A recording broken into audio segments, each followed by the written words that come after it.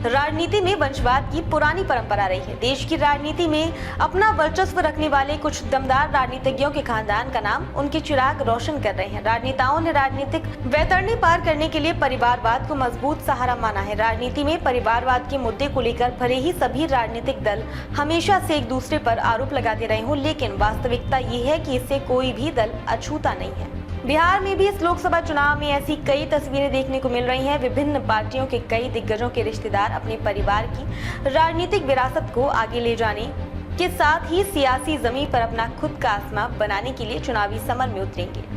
उम्मीदवार चुनते समय राजनीतिक पार्टियों का लक्ष्य चुनाव जीतना होता है। वह कोई जोखिम नहीं लेना चाहती।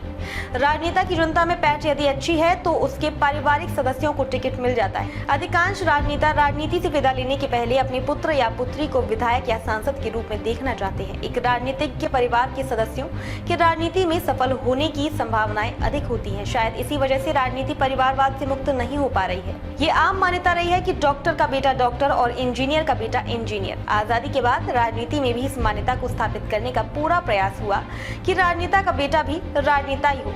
इसके पक्ष में राजनेताओं ने तर्क दिया कि हर क्षेत्र में काम करने वाला व्यक्ति यदि पुत्र पुत्रियों को अपनी विरासत सौंपने की इच्छा रख सकता है तो हमारा बेटा क्यों नहीं हमारी राजनीतिक विरासत को आगे ले जा सकता। आखिर उसने जब से होश संभाला अपने इर्द गिर्द राजनीतिक माहौल ही तो देखा है।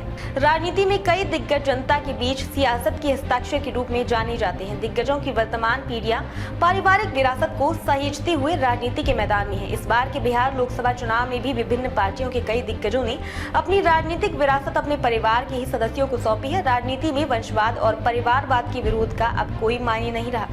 एक तरह से लगभग सभी दलों ने इससे समझौता कर दिया है। शायद यही कारण है कि वर्तमान राजनीति में उन सभी नेताओं की दूसरी पीढ़ी भी पूरी तरह सक्रिय है जिनकी राजनीति की शुरुआत ही वंशवाद और परिवारवाद के विरोध में हुई थी।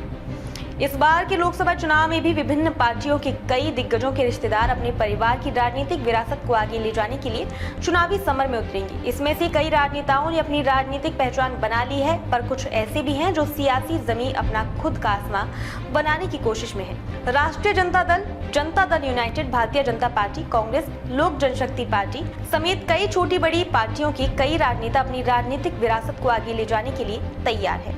Indian national democratic inclusive alliance के घटक दल राजद के बैनर तले कई राजनेता अपनी अपनी राजनीतिक विरासत को आगे ले जाने के लिए तैयार हैं। राजद के राष्ट्रीय अध्यक्ष लालू प्रसाद यादव और पूर्व मुख्यमंत्री राबड़ी देवी की दो पुत्री राज्यसभा सांसद मीसा भारती पाटलिपुत्र, जबकि रोहिणी आचार्य सारण संसदीय सीट से चुनाव लड़ रही हैं। चारा घोटाले में सजा होने के श्री यादव के चुनाव लड़ने पर प्रतिबंध लगा दिया गया है। राजद अध्यक्ष लालू प्रसाद यादव खुद चुनाव नहीं लड़ सकते, इसलिए उन्होंने जहां अपनी दो पुत्री मीसा भारती और रोहिणी आचार्य को लोकसभा के रण में उतारा है, जबकि विधानसभा में अपने दोनों पुत्र तेज प्रताप यादव और तेजस्वी प्रसाद यादव को विरासत सौंप दी है।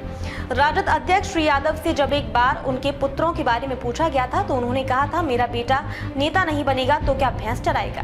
राजद के टिकट पर गया से पूर्व सांसद राजेश कुमार के पुत्र कुमार सरबजीत, राजद के प्रदेश अध्यक्ष सुधाकर सिंह के पुत्र सुधाकर सिंह बक्सर सीट से, पूर्व केंद्रीय गृह राज्य मंत्री तस्लीमुद्दीन के पुत्र शाहनवाज आलम अररिया सीट से, पूर्व सांसद तुलसीदास मेहता के पुत्र आलोक कुमार मेहता उजियारपुर सीट से, पूर्व सांसद और भूपेंद्र नारायण मंडल विश्वविद्यालय के संस्थापक कुलपति रहे पूर्व सांसद डॉक्टर रविंद्र कुमार यादव रवि के पुत्र और संविधान सभा के सदस्य कमलेश्वरी प्रसाद यादव के पौत्र कुमार चंद्रदीप मधेपुरा सीट से चुनाव लड़ेंगे। सीवान संसदीय सीट से पूर्व सांसद ओम प्रकाश यादव और समधी और पूर्व विधानसभा अध्यक्ष अवध बिहारी चौधरी चुनाव लड़ रहे हैं। अब तक के लिए बस इतना ही। फिर होगी आपसे मुलाकात ऐसी एक और बड़ी खबर के साथ। तब तक के लिए नमस्कार और देखते रहिए SRH न्यूज।